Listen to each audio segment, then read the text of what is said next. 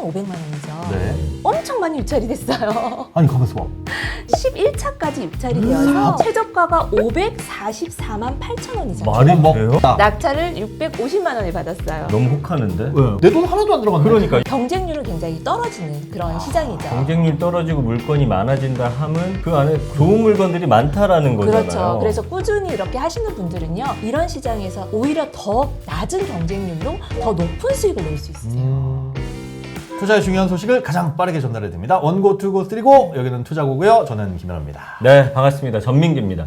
그 부산하면 혹시 뭐가 떠올라요? 해운대. 해운대? 네. 해운대 좋아하는 해운대 광안리. 광안리. 네. 난 먹는 거 얘기할 줄 알았는데 해운대 안 그러니까 먹어야지. 해운대- 밀면. 밀면. 회. 그쵸. 회. 광안리 그러면 회죠. 저는 자갈치 시장이 떠오르는데 자갈치 시장 가면 이런 문구가 써 있어요. 네. 뭐라고 써 있냐면 네. 오세연, 보세연, 사세연. 다같이 시장에? 그거 애들이 쓰는 말투 아니에요? 부산 말로 쓰지 않나? 사투리로? 뭐 어이서 뭐 이런 거? 아니. 저한테는 오세연, 보세연, 사세연. 왜? 귀여워나? 너무. 왜냐면 왜? 이 경매 임장 오세연, 아. 투자고 보세연, 그리고 경매 사세연. 이분 때문에 그렇습니다. 아. 월세 모닝콜 TV 김세연 쌤 모시고자 이렇게 소개를 해봤습니다. 반갑습니다. 네, 반갑습니다. 안녕하세요. 어서 오세요. 반갑습니다. 두 번째 출연이십니다. 네, 맞습니다. 어떠세요? 다시 불러주셔서 너무 감사합니다. 네. 잘 나와서. 네. 그래서 잘 나와서. 아니 첫 방송 후에 이제 네. 댓글도 달아주시고 네. 너무 감사한데 맞아.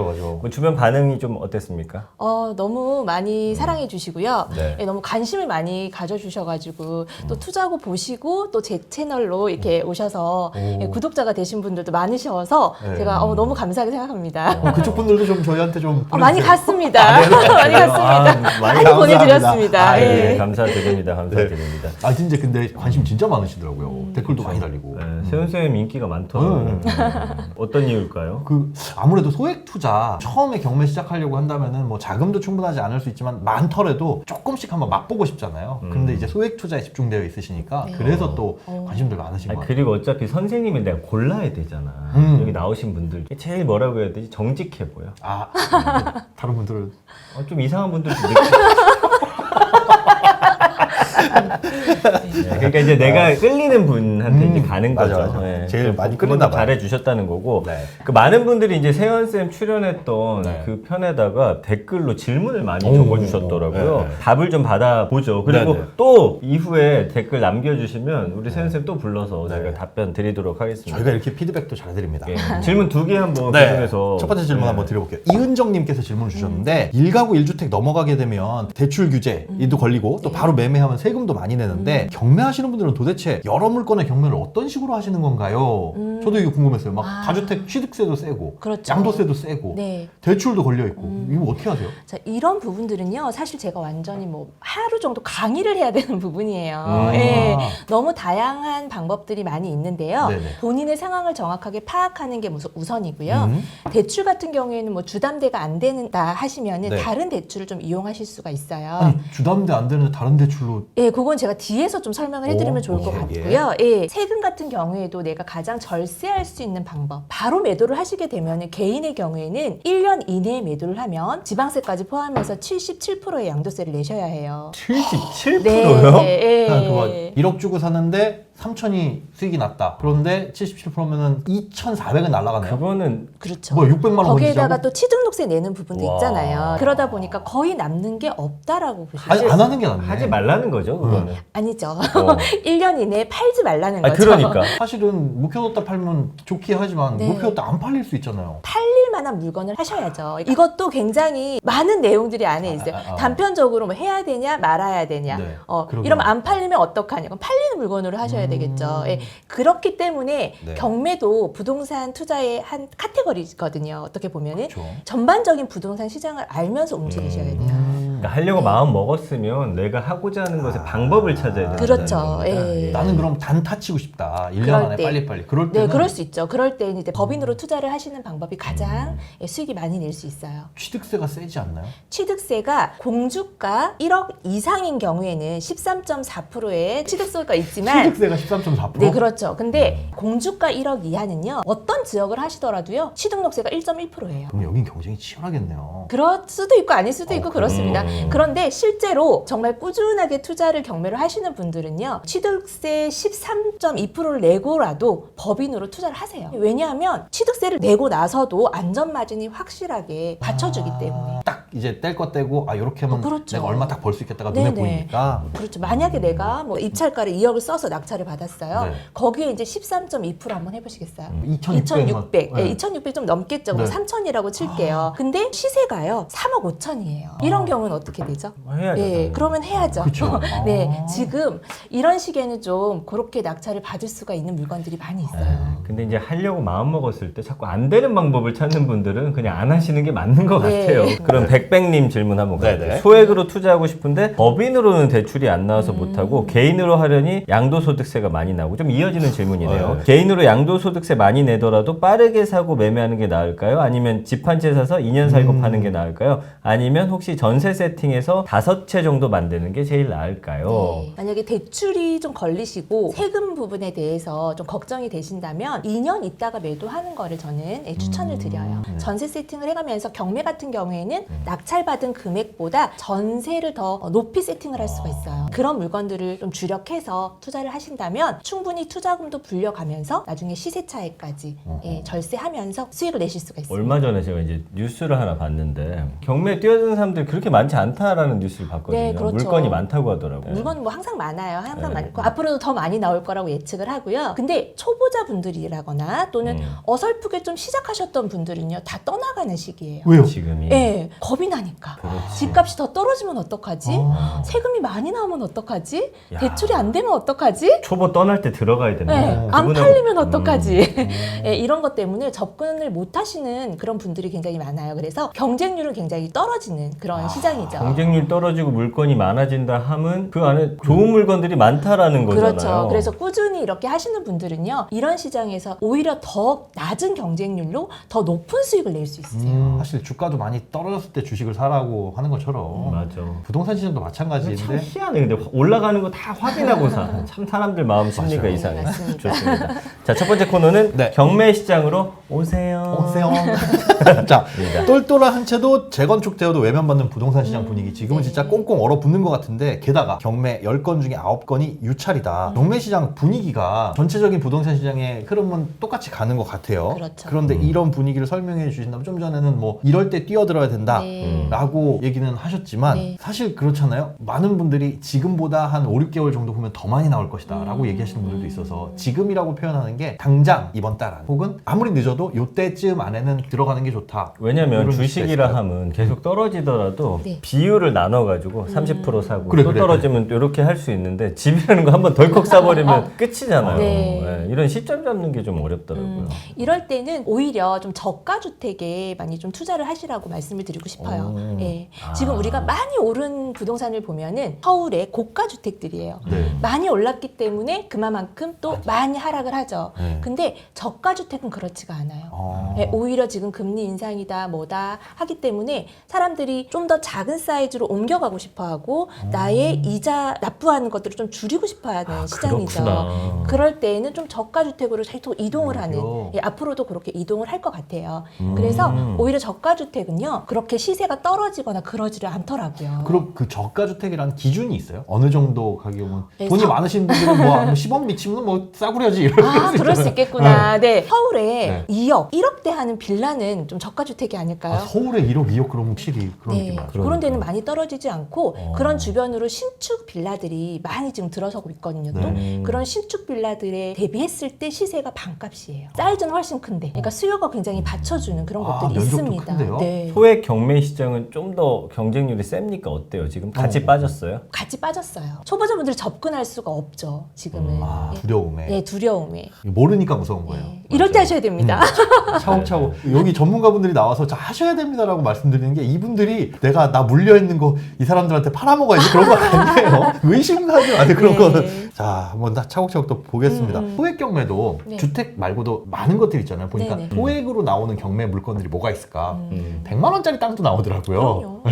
그렇게 막 여러 가지 물건 종류들이 있는데 어디에 코스를 맞춰서 투자를 하는 게 나을까요? 본인의 상황에 따라 달라요. 내가 더 이상 주택수를 늘리면 안 돼. 거기에다가 법인 설립도 할 수 없어. 뭐 이러신 분들이 또 있어요. 네네. 그럴 때는 완전히 비주택으로 가셔야 되고요. 네. 요즘에는 상가도 굉장히 싸게 낙찰을 받을 수가 있어요. 상가 같은 경우에는 대출이 주택보다 훨씬 많이 나와요. 낙찰가의 몇 퍼센트 정도? 90%까지도 나옵니다. 와. 네, 그 이상도 나올 수 있어요. 90% 입지에 이상 따라서. 나오면 이율은 보통 얼마 정도예요? 지금은 6%가 넘어가죠. 6%는 예. 최소한 넘어간다. 넘어갑니다. 예. 하지만 이율이 높잖아요. 네. 그러면 임대료도 높아져요. 아. 예, 임대료가 올라가는 게 또 부동산 시장이에요. 아, 상가 대출도 원금 같이 갚아야 되나요? 우리가 주택담보대출 받으면 보통 이제 아. 원리금 상환 같이 들어가서 네네. 부담이 큰데 네. 상가 대출을 받았을 때는 거치도 되는지 아니면 이것도 원금까지 같이 갚아야 돼서 죽어나는지 일반 매매로 했을 때는 아마 거치되는 상품들은 없을 건데요. 네. 경매 같은 경우에는 거치를 할 수 있습니다. 그럼 그것도 이자가 세지만 실질적인 부담은 또 1억을 빌렸다. 그럼 7%라고 하더라도 700만 원이니까 한 달에 뭐 60도 안 되네요. 네. 물론 큰 돈이긴 하나 그게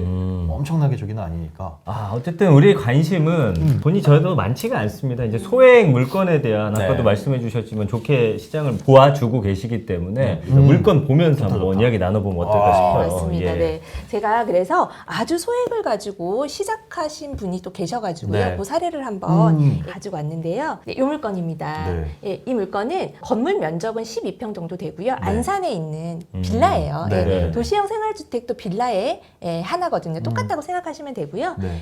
감정가가 1억 3,500만 원이죠. 네. 엄청 많이 유찰이 됐어요. 아니 가만있어 봐. 11차까지 유찰이 되어서 4%까지 떨어졌네요? 네, 최저가가 544만 8천 원이잖아요. 말이 막 돼요? 보증금 2억 껴있고 그런 거 아니에요? 있죠. 아, 그거 있죠. 플러스 해야 되는구나. 예, 소액으로 이제 다양하게 투자할 수 있는 방법이고요. 네. 컨디션을 한번 볼게요. 그럼 굉장히 별로 안 좋을 거다라고 생각을 또 하시잖아요. 굉장히 괜찮습니다. 컨디션도요.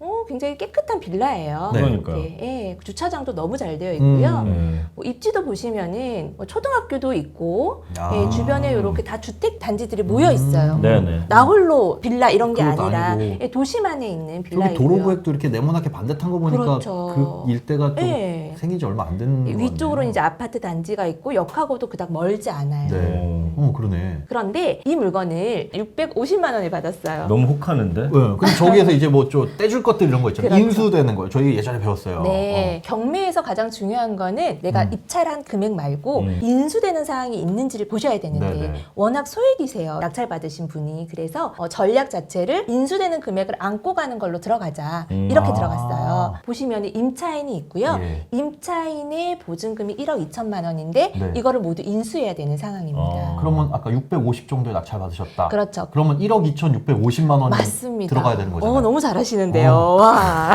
아니 그래도 싼 거 아니야? 그런데 이럴 때에는요, 1억 2천을 내가 줘야 해요, 임차인을. 1억 2천이 없잖아요. 그죠. 그죠? 그랬을 때는 두 가지 방법이 있는데요. 재계약을 하는 방법과 또는 새로운 세입자를 맞춰서 전세, 잔금을 줘서 내보내는 거. 그쵸. 아, 받아서 전달해주는. 그렇죠. 근데 보통 그 후자를 보통 일반적인 주택에서는 그렇게 하잖아요. 맞아요. 보증금 달라고. 똑같다고 보시면 돼요. 근데 이분이 계속 살지 아니면 나갈지 그거는 뭐 어떻게 미리 알 수 있어요? 미리 가서 협상을 좀 하셔도 되고요. 아. 이런 경우에는 임차인이 여기 거주를 하고 계시기 때문에요. 네네. 우리가 그냥 낙찰을 받고 이 협상을 하는 쪽으로. 왜냐하면 보증금 1억 2천을 받으셔야 하잖아요. 그렇죠, 그렇죠. 그러니까요. 그렇죠. 협상을 안 하면 본인이 또 받을 수가 없어요. 네. 지혜인 거죠. 어. 우리가 상대방도 윈을 할 수 있고 네. 나도 윈을 할 수 있는 방법으로 이제 접근을 한 거예요. 네네네. 네. 그래서 이분 같은 경우에는 1억 3,500으로 전세를 다시 맞춰서요. 네, 1억 이사를 3,500에 세입자를 구했어요? 네, 편안하게 가실 수 있도록 그렇게 와. 했습니다. 근데 그게 혹시 구하는데 텀이 이게 너무 재밌는 게요. 네. 물건을 보면서 최저가가 너무 낮다고 무조건 들어가시는 게 아니고요. 네. 여기에 뭐 수요나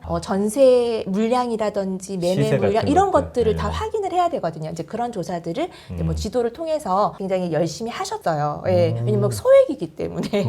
예. 근데 잔금을 치르기도 전에 가계약을 했던 물건입니다. 그러면 좀 운이 좋았다고 그러니까 표현해야 운이 되나? 좋아요. 뭐 요 정도는 뭐 일반적으로 하실 수 있어요. 이게 그러면 그 옆에랑 비슷한 호실일 거 아니에요? 그러면 예를 들어 1억 3,500에 전세가 나간다는 확실한 그것만 있으면 그럼요. 할만한데 그렇죠. 그거는 이제 임장 가셔가지고 부동산 주변 야. 물어보고 여기 네. 전세 요 정도에 나가요? 그렇게 확인하신 거예요? 네. 아니 오히려 대출을 많이 안 껴도 되는 이거야말로 정말 좋은 상품인 것 그렇죠. 같은데요. 가만히 있어. 내 돈 하나도 안 들어갔네. 그러니까 600 얼마에다가 이제 뭐 다른 취득세나 이런 근데 거. 그것도 1억 3,500 받았으니까 이분 1억 2천 떼주고 그렇지. 1,500 가지고 내 돈 들어갔던 한 650 빼고 네. 세금 빼고 근데 너무 재밌는 게 이분이 이제 배당 요구 신청을 하셨거든요. 네. 네. 그래서 650만 원에서 또 일부 배당을 받으셨어요. 그래서 어떻게 보면은 더 낮은 가격으로 낙찰을 그렇지. 받으신 거죠. 주변 시세는 원래 얼마 정도 형성? 1억 4,500. 전세가요? 아니, 매매 아니면 매매? 시세가. 예. 근데 1억 4,500에짜리인데 1억 3,500에 들어오시는 분이 있어요? 있죠. 진짜? 예. 난 무서워서 전세수요가 못 들어가겠- 굉장히 풍부하기 때문에. 아. 또 소액이시기 때문에요. 네.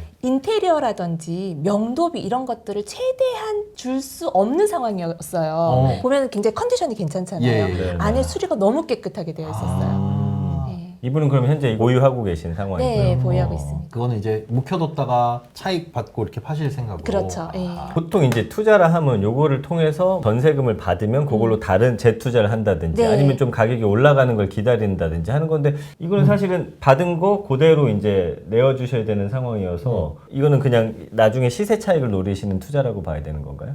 이런 경우에는 조금 투자금을 불리셨고요. 예, 그리고 이제 매도 시에는 또 남은 시세 차익을 보는 거죠. 이건 개인이 하신 거예요? 개인이- 아니면 법인으로? 예, 개인이 하셨어요. 개인으로? 예. 보통 뭔가 떼어내줄 게 있다고 생각하면 그냥 아예 시도 자체를 안 하는 경우가 훨씬 더 많거든요. 맞아요. 찝찝해가지고. 예, 예. 그래서 다양하게 할 수 있어요. 조금만 공부하시면 네, 예, 네. 누구나 하실 수 있는 거예요. 와 재밌습니다. 그러게. 네. 소액 들어갔는데 그 소액마저도 다 회수가 된? 네.